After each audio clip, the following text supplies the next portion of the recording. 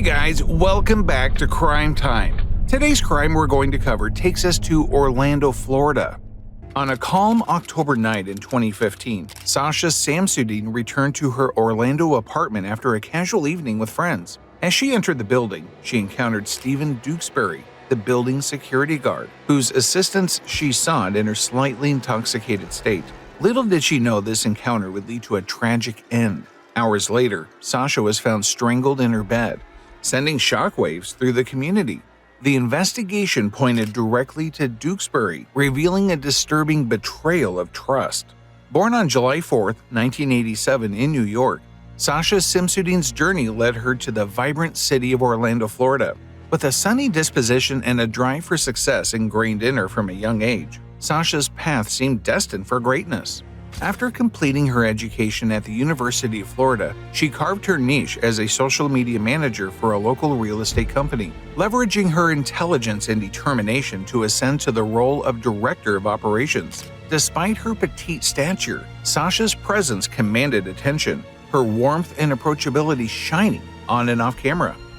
After finishing school, Sasha settled in sunny Orlando, known for its theme parks and vibrant nightlife. She started at Pearson's marketing department and quickly rose to director of operations. Sasha was a powerhouse, earning admiration from colleagues for her strong work ethic and loyalty to her team. Yet her vibrant personality extended beyond the office. She was the heart of every gathering, radiating warmth and energy. Sasha lived by the motto of working hard and playing harder, embodying complete dedication in everything she did.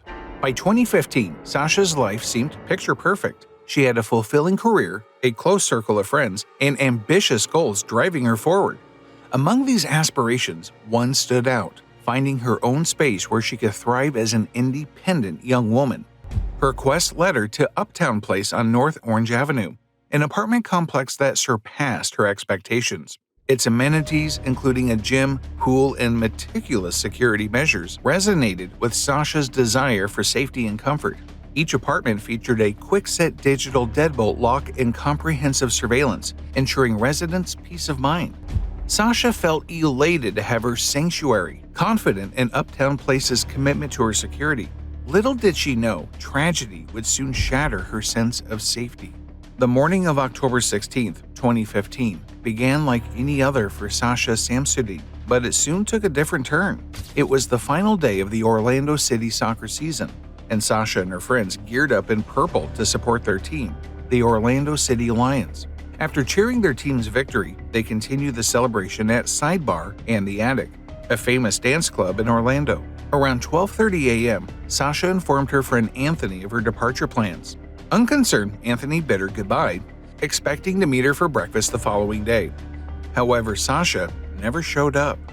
Concerned when she didn't answer her phone, Anthony contacted Sasha's other friends, who hadn't heard from her either.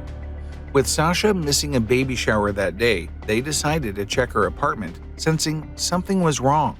Approaching Sasha's car in the parking garage of her apartment, Sasha's friend felt a sinking dread.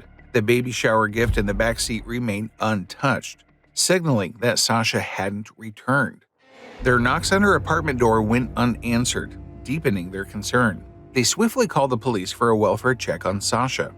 Upon arrival, police encountered the off-duty security guard Stephen Duxbury, who grasped the gravity of the situation. Inside Sasha's apartment, they were met with a harrowing sight. The once pristine place now bore signs of a violent struggle, confirming their worst fears. Sasha's body, marked with bruises and cuts, revealed the brutality of the attack. The medical examiner noted an unprecedented neck fracture, indicating the severity of the assault. The officer's somber demeanor confirmed the tragic outcome. Sasha's life had been cruelly taken. Investigating Sasha's death as a homicide, police found no signs of forced entry, deepening the mystery. The apartment reeked of bleach, suggesting attempts to erase evidence. Analysis of Sasha's body revealed traces of cleaning products hastily applied to destroy DNA.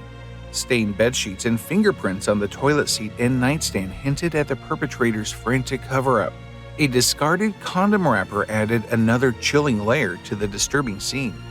As police meticulously collected evidence, size 9 shoe prints led them deeper into the investigation. DNA samples extracted from Sasha's chest provided a vital lead in identifying her assailant. With each piece of evidence, police drew closer to unveiling the perpetrator. Their initial focus turned to Stephen Duxbury, an employee at Uptown Apartments. Despite appearing ordinary, Stephen's encounter with Sasha on the night of her murder thrust him into suspicion. During questioning, Stephen recounted seeing Sasha arrive at Uptown Place around 1:45 a.m., accompanied by two women. He explained that he forced the strict security policy and denied entry due to Sasha's lack of identification. However, one of the women expressed concern for Sasha's well-being, emphasizing her intoxication. Just as Stephen deliberated, a resident with ID arrived, allowing Sasha to enter alongside him. Stephen overlooked Sasha's lack of ID to ensure her safety despite violating company policy. Concerned about her well-being, he searched for Sasha, finding her struggling with a keypad outside her apartment. Recognizing her inebriation, he reluctantly accompanied her to check her car for her key fob. However, she claimed to remember her code before reaching the parking garage, though it proved incorrect upon returning to her apartment. Stephen opted to continue his rounds, leaving Sasha to attempt the code again, with a plan to reassess if she failed. Stephen claimed he returned to Sasha's apartment later and assumed she had entered safely. However, the following day he spotted her with an unfamiliar man. His account became pivotal in the police investigation. Uptown Place apartments were close to the Attic nightclub, offering numerous CCTV cameras along the street. Police scrutinized the footage, revealing Sasha alone before being joined by two unidentified women. No one recognized them, prompting a public release of the footage. Julia Go and Haley Mesmore responded, disclosing their encounter with Sasha, who was intoxicated and about to enter a car with strangers. Alarmed, they intervened, realizing she lacked essentials and was unfit to get home alone. They invited Sasha to share a cab with them to her apartment.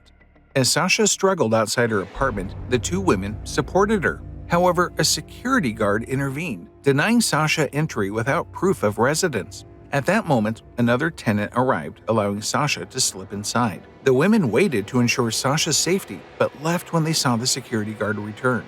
Their account aligned with Stephen Duxbury's, prompting police to explore further leads. Given the brutality of the attack, they considered a possible crime of passion and began interviewing men from Sasha's romantic history. One person of interest was Taylor Singer, Sasha's ex-partner of 2 years. Taylor revealed they maintained regular contact and harbored thoughts of reconciliation. Taylor provided a solid alibi for the night of the murder, supported by both his account and DNA evidence, which quickly cleared him as a suspect. However, his disclosure of Sasha's iPad password proved pivotal for the investigation.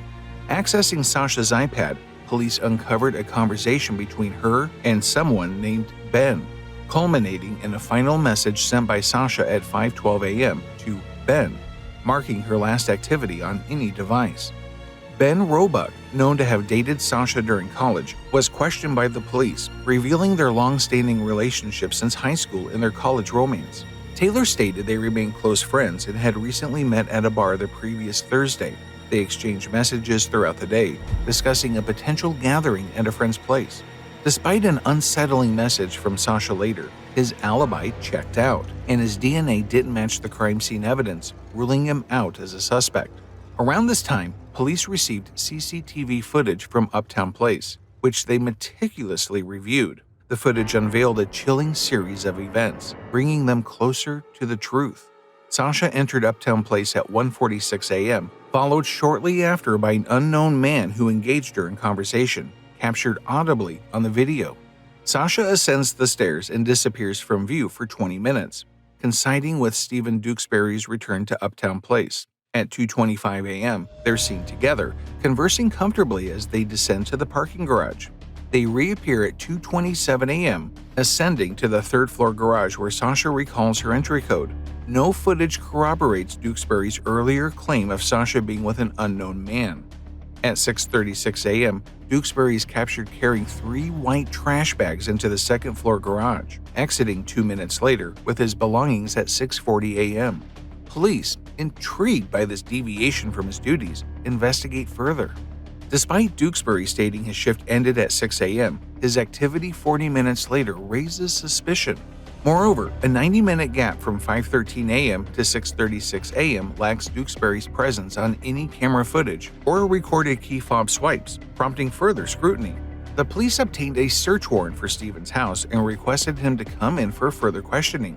While preparing for a polygraph test, Stephen disclosed that he had a previous arrest during his youth, attributing it to a misunderstanding involving a girl with emotional issues. However, the reality was far darker.